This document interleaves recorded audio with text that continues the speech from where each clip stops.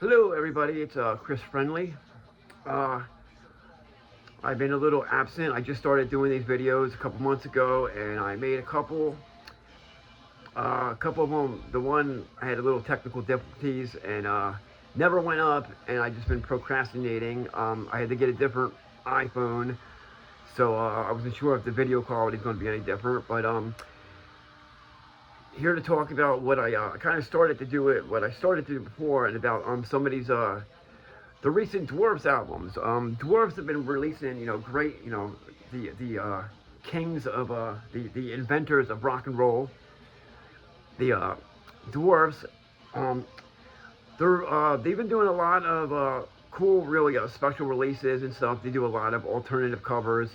A couple years ago, they did. Well, first of all, let's start with the Ralph Champagne. Ralph Champagne is one of Black Dahlia from Dwarves, his alter ego. He's also done like if you go on the Dwarves website, I mean he's done the kind of glam album he did with what's it, Penetration Moon. He did kind of bluegrass, or what they call it, like bluegrass album. All kinds of different personas. And recently he's done this Ralph Champagne, kind of like this Americana lounge act type of thing. He released that album last year. It's got a couple really cool songs. The Your Girlfriend, they did a video for that with Rex from Dwarves and everything. Guy from who was kicked out of Queen of the Stone Age.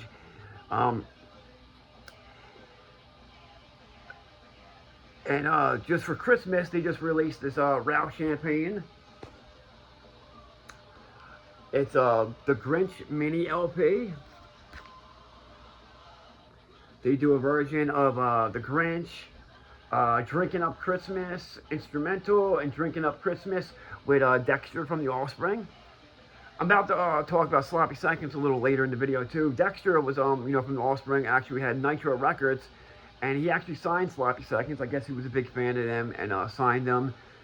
And I talked to a couple of guys from Sloppy Seconds after a show, and they were talking to us about how Dexter signed Sloppy Seconds and really was trying to like talk him up about getting them spending getting them out there and stuff, getting them spending some time and money promoting them, and then AFI got big and their attention went to them.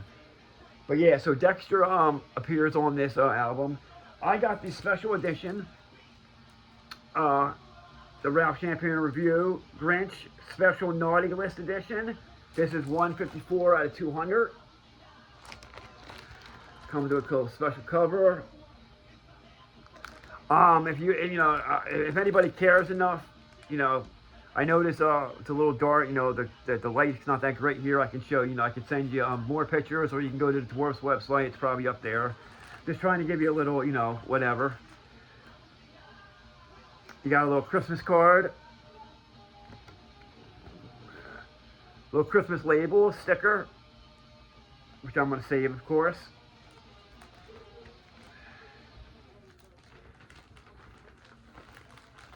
And I think that's it. Oh, here you tell you the big part.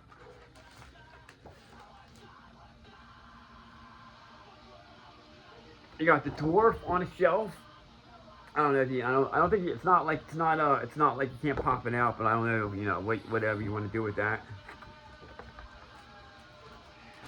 And then recently they had a couple of summer soirees. I think Punk News put them on. Back in 2003, they released all the Dwarves albums with a special like wraparound cover. Let's see here.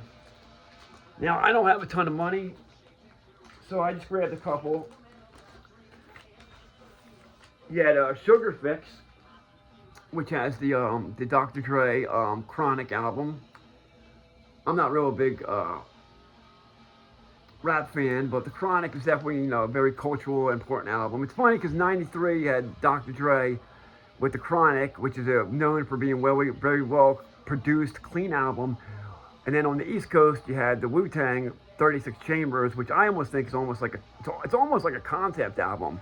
the way with all the samples from the Kung Fu movies and the way it all kind of connects and everything, and a lot of it, like a lot of metaphors for like street life, but using like the Kung Fu references. And I think that really defined the whole East Coast, West Coast thing. The more clean kind of West Coast sound and that gritty New York sound. And with all the albums, they added a couple little things. They had, this one, Sugar Fix, the whole sugar and fix. So they had like a little bag of sugar, a little drug bag. Some of these I took out and put in my other collection. Some of them I saved with the album, little pin that came with each of them. Sticker. This is a lollipop that came with the other one that I was able to get, which is the Lick It, the Psychedelic Years, which is the early compilation of 83 through 86, and then I think Free Cocaine was like 86 through 89, or not sure the exact years, but the Lick It and Free Cocaine were two early albums, compilations, a lot of their early stuff. And also they have, also in the back, it has the numbered, I don't know if you can see that. This one was 204, which is really cool. It has the name of the show. It was at Phil Mocha, a club in Philadelphia. The date and everything. The Sugar Fix was 6 out of 15. And just to let you know, this is actually Hank. I'm a huge Hank Williams fan. This is actually the Hank Williams album that was used, the parody of this. I don't know if online, if you can really find any, if you can find like a list of all like the different albums they did. But they did like the Ramones album, I think the Germs, Pink Floyd. Like I said, there was one for every album. They were all parodies. Last year or so, they did another one. They did a couple more parodies with The Clash, Celebrity Skin by Hole, the Dirty Deeds AC/DC album. And then just recently, last year or so, they did another summer soiree with Punk News again. Now this one, I think Punk News actually, on their Instagram, a few days before the show, they actually posted the albums, which I didn't know of until I was actually there at the show. I got there early. I was the first guy in line for to see the merch guy. So I got the Thank Heaven for Little Girls with the Sam Hain or Danzig copy, and again it says, but this one has the says 2025 summer tour, which has the dates on it and everything. I'm not sure if these really lasted very long to make it to all these dates. I would think that most of them would be gone by Philadelphia and probably New York. I also grabbed the Blood, Guts, and Pussy, which was Sam Hain and Danzig, and the Blondie cover for Young and Good Looking. They're all numbered out of 20.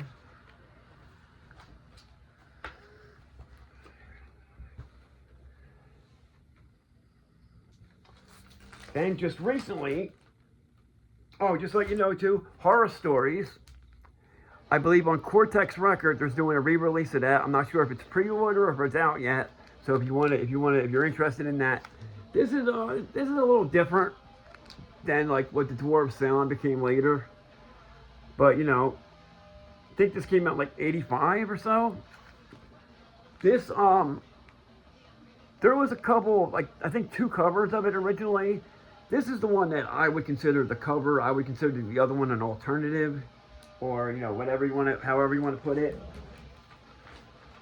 Also, on the Dwarves website, you can get Suburban Nightmare, which was the group they were when they were still in Chicago before they went out west to San Francisco. Suburban Nightmare, they re-released that album. I think you could still get even some signed copies. And if you want to save a couple of dollars, I think they even have on the Dwarves site, you can get some ones that are like slightly damaged a little bit, and you get a little cheaper. They also have the limited edition Sunshine, Lollipops, and Rainbows, which is, you know, here's the inner thing. I think there's some other stuff that comes in with this. I think there was like a booklet and everything. Gatefold. And picture disc.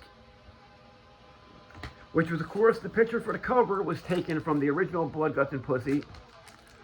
Which, you know, I was pretty young when this came out. I only got into the Dwarves relatively recently, the last 5 years or so. But from what I'm told, that Blood, Guts, and Pussy was really a landmark album, one of the first really good, like, hardcore albums. And of course, I don't know, you know, how you want to put it, but the Dwarves definitely have a little personality. I love their, you know, stuff they sing about, song titles. Let me flip my record.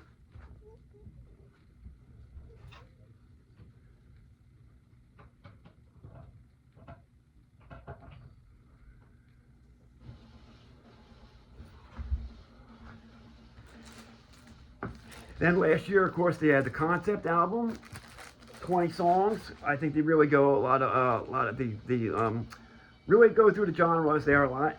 And then Keep It Real, which I was able to the concept album. I think there was a special release with like a board game and stuff. Like I said, you can check it out on the Dwarves website. I wasn't able to grab that. I didn't know about it. I actually found out about the album very last minute. But then they released Keep It Real, which is, well, this. But had a special, you know, I guess that's the Magic Mystery Beatles. I'm not really a big Beatles fan. Special edition out of 200. So I grabbed that.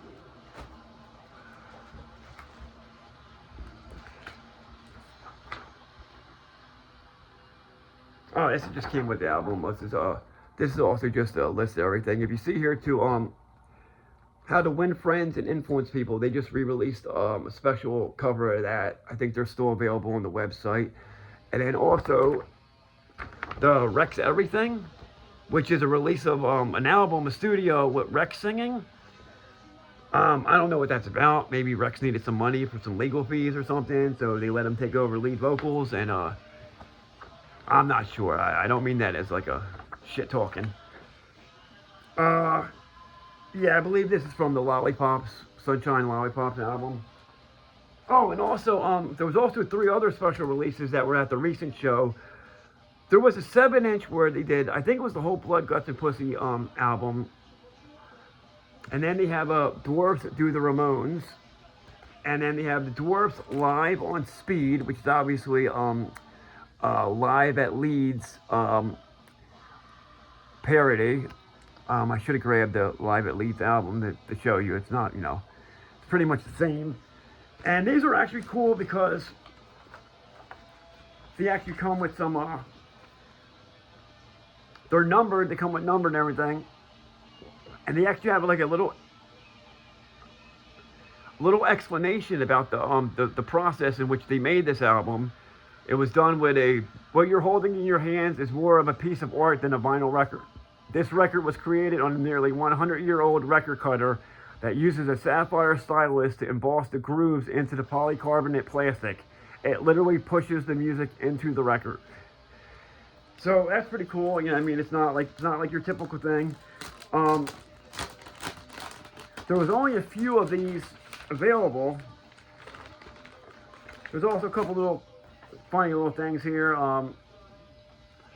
I know one of the albums has one of the press releases, of course, from the whole He Who Cannot Be Named getting stabbed in Philadelphia.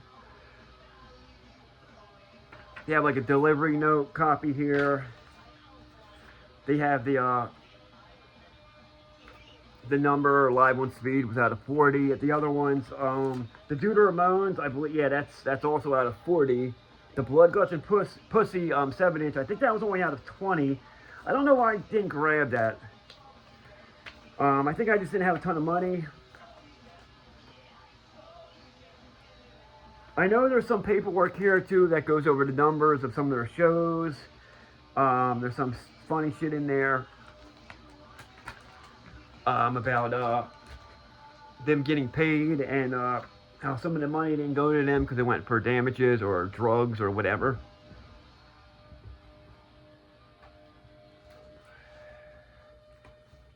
And and then what else? I also want to go over. Now, Puke and Vomit Records, Radiation Records is or you know, pretty much Puke and Vomit is what they go for. I know Radiation is an alias or something.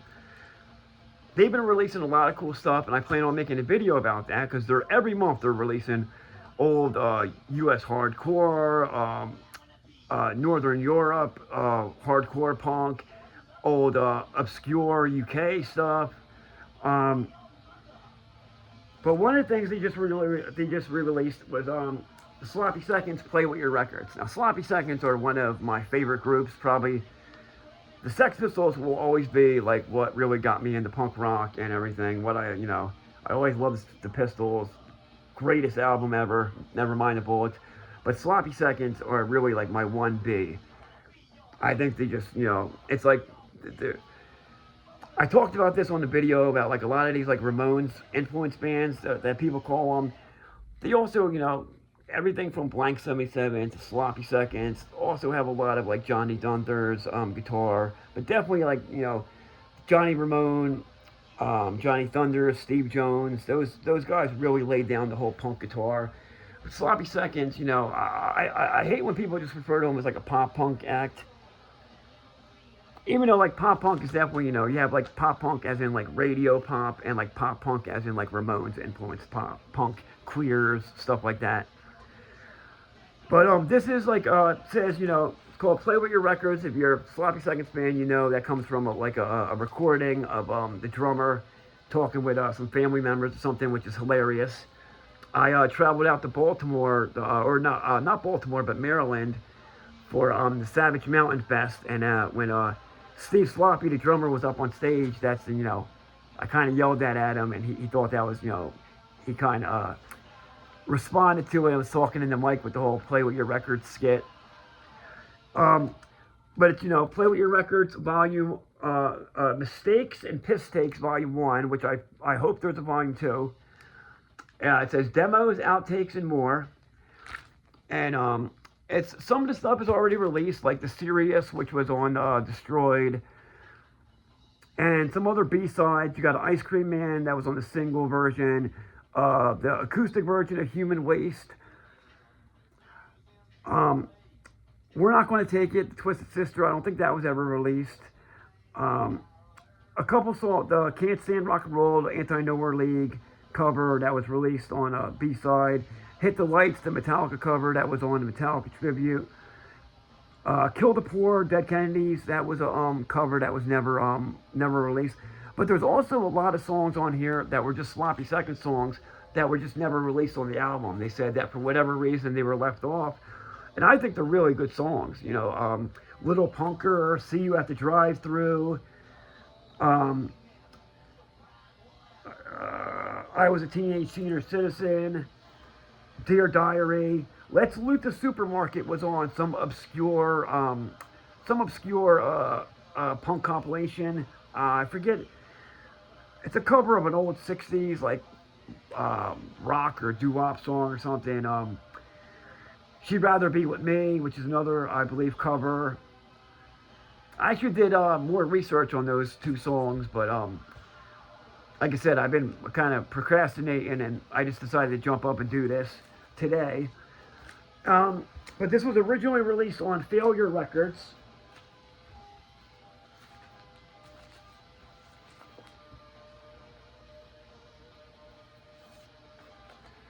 Who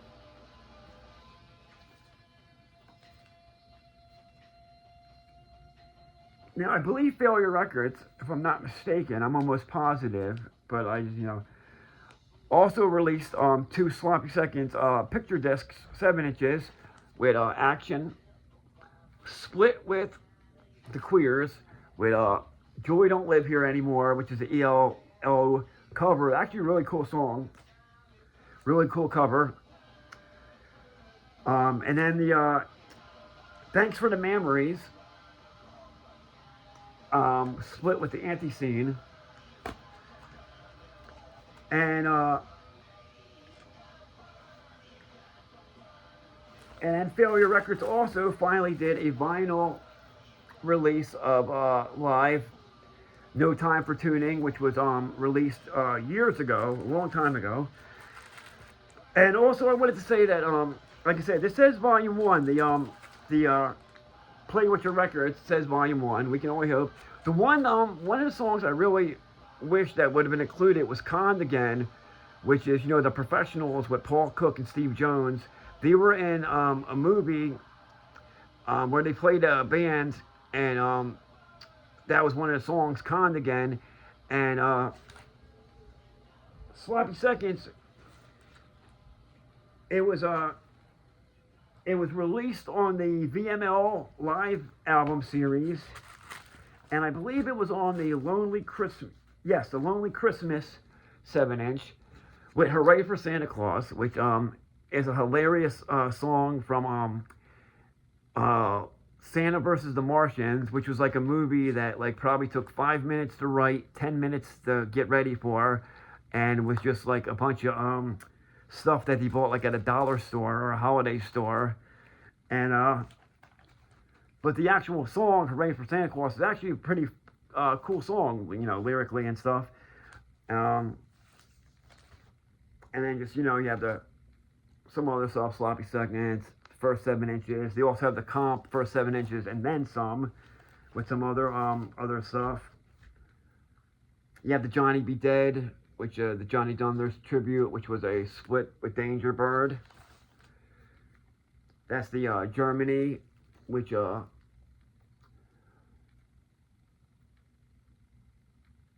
hand numbered 106 out of 500. When I saw this, it actually, I don't know if it was listed as "We Want Candy," and as a huge Sloppy Seconds fan, I was I was really hoping to get that because I thought it was a cover that I've never heard.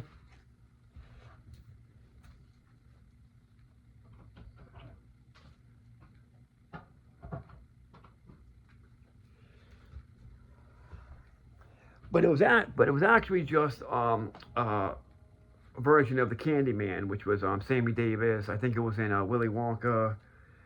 They also did the "Where Eagles Dare" with Bobby Steele. Bobby Steele, back in the day, used to be able to go to Washington Square in New York City, and he would be there a lot of time. You could just hang out with him and shit.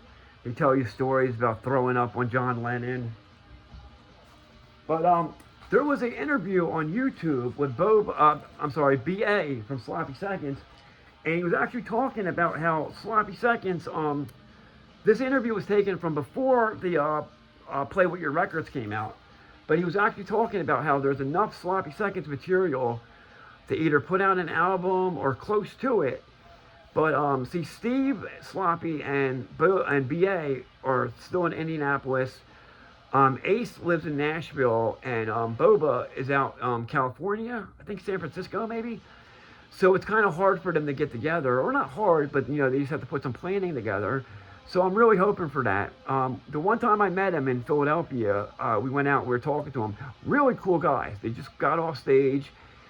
Were really cool, like, talked to us and everything. I think BA was at the bar, so I got to say hello to him. At Savage Mountain Fest a couple years later, I talked to him a little bit more and stuff. But Steve was telling us, my one friend kind of was being a dick and was like, so it's going to take you 5-10 years to release an album? And Steve was like, well, would you want us to put out a good album every 10 years or a shitty one every year? And he also told us this was when Destroyed was re-released. And I had that when it first came out. I lost it in my travels. And that had a lot of really, really early Sloppy Second stuff. Where the Play With Your Records was stuff that was recorded during their albums. The Destroyed extra tracks were just really early Sloppy Second stuff. Some of it that wasn't that great. Some of it wasn't bad. It was definitely worth listening to. And he told us that they were planning on releasing Knock Your Block Off with maybe a little bit better of a mix. Because they said that at the time, a lot of that was recorded when the guys were they were kind of separate and stuff. A lot of the writing and recording wasn't done all together. That was when Roadkill was, had already really decided to leave the group. So, and also, if you want to take a look here, maybe on another time, I'll show some of these posters that I was able to acquire. I got a couple of them, and then the next time I saw Sloppy, they they were almost out of them all, and the merch lady, the merch female, actually gave me a really good deal, and I grabbed all of them because I was started to collect some show posters, and so far my favorites are the Dwarves and Sloppy Seconds because they seem to have a lot of really cool ones. But on that poster it says something about recording for a DVD. So I haven't heard anything about that, and like I said, it was a couple years ago where that interview was done where Sloppy was talking about putting out another album. So we'll hear about that. You know, hopefully we'll hear about that sometime soon. And that's what I mainly want to cover. But real quick, I just wanted to talk about a couple other things. Lionheart Records out in Germany. Now they're already planning on releasing their last couple things. I think they maybe have a couple more. I just recently got the Mental Warfare, Fitz, and Haggis. And also have an order in. These were pre-ordered months ago, and I also have a pre-order. Their last drop was Toledo Panic, Old Virus, Word for Word, Baker's Dozen, Split, Retaliator. You know, a lot of those are still available. They got the second press in. Oh, Black Convoy. I think that's out already, but the ones I just mentioned are still are pre-order, but they should be out soon. Maybe I'll talk about, you know, I'll do a video talking about Lionheart and some other cool stuff that I want to do a video for is a lot of old obscure 80s kind of hardcore stuff. So real quick, I just want to show you Bomb Squad, which was, this is kind of like a 12-inch EP, 8 tracks. Guys are from Texas. I think a couple of guys worked for like a record label or something. But this album combined with a 7-inch EP, and I don't know if there's anything else, but it's going to be released on Puke and Vomit, a re-release. I think it's pre-order now, but it should be out soon. I'm debating if I should get it or not, because most of the songs I believe are on this. I got this, Toxic Zombies, which is one of the few albums you can get from Mother Records, a Jersey label, because a lot of the stuff on that label are really expensive, stuff like Fatal Rage and stuff. It's really hard to find. I got The Burnt too, which was also on Mother Records. That was pre-Wretched Ones, a couple guys from the Wretched Ones.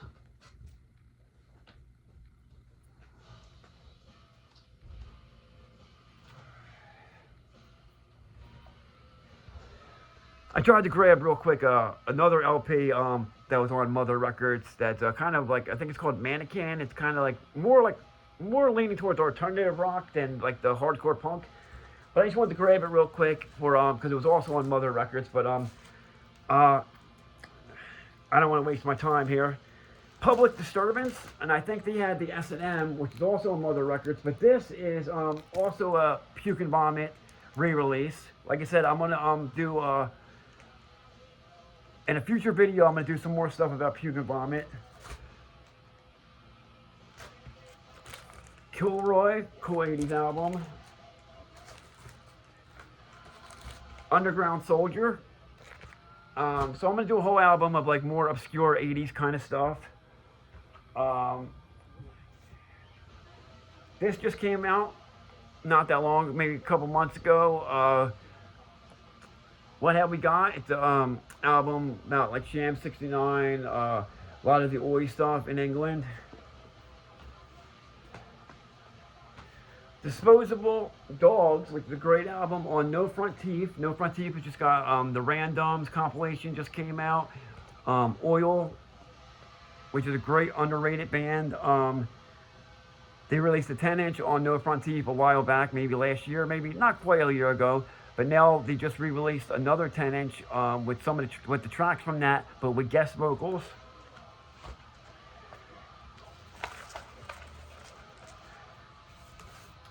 Spotty Herbert did a great compilation with a lot of bands that I plan on doing a video about.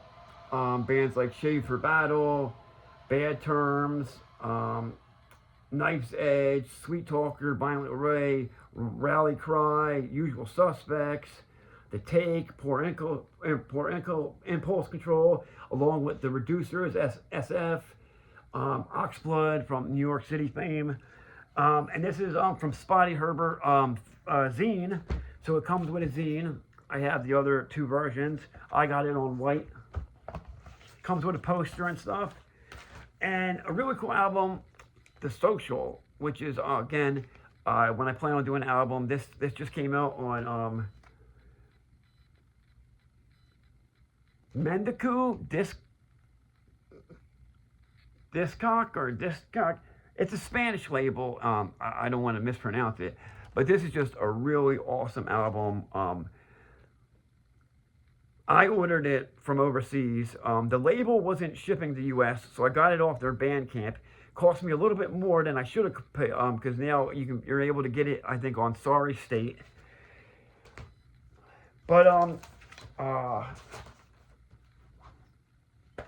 just want to give a quick, show a couple cool things that are out. A couple things that are available that you might want to look out for. Also, I wanted to show you Tattoo Punks. Now, I had this old Casualty shirt, the old 40-ounce Casualty EP cover, and Tattoo Punks decided to, do a parody of it. Tattoo Punks is, was started by Josh Howard, bass player for The Virus. I believe he's also in No Heads. Cool guy, and he put together the whole tattoo, brought the whole tattoo and punk rock world together. Also got cool hoodie for one of my nieces, another thing. And definitely check that out if you're into punk rock and you're into tattoos, cool traditional tattoos and stuff. So, like I said, mainly I just wanted to show the Dwarves, Sloppy Seconds, and just give like a preview of some other stuff I plan on talking about. Plan on doing something about now that the year is almost over, another day or two, I want to do like the last year's albums. A lot of really good oi stuff coming out from the U.S. as well as some other places. Do some lesser known 80s albums and showcase some stuff that guys like Kurt from Dismantled are putting out, and Marco from No Front Teeth. Oitism. I've been putting out some really cool stuff. A lot of Shave for Battle. They had a deal for some $10 t-shirts. I don't know if they're still running that, but definitely check out Oitism, Mr. Face. A lot of really cool people. No Norms Records, Fuck You, Stay Punk. That's what really keeps this thing going, is supporting each other, the whole DIY. That's what really started the whole...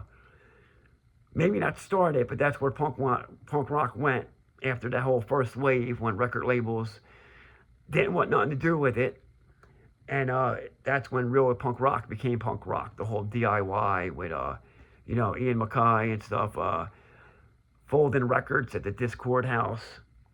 And that's who's keeping it alive today. That's where punk rock belongs. That's where it was born, on the streets. So, if you can, leave a message, hit a like, subscribe. I'll try to put out some more videos. Hit a comment if you got any questions. If you got, I don't have a ton of money, but I also don't have a lot else going on. So the one thing I have is a cool record collection. So I'm going to try to really just share that with everybody and show you some of my stuff. So look out. I have some new stuff soon. Thanks a lot, guys. Like I said, please hit a like.